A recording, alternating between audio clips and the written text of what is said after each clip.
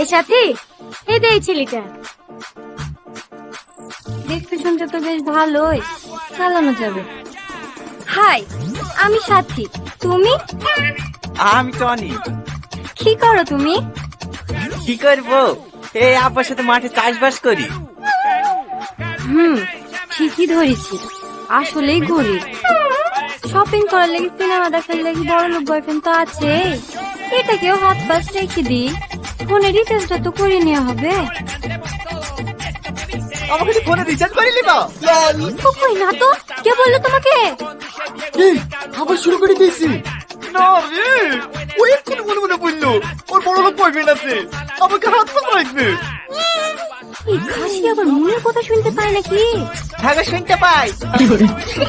না, আর হবে না। সারা তুই সারা জীবন সিঙ্গেলে থাক। এরকম মেয়ের সাথে প্রেম করতে সিঙ্গেল থাকাই ভালো।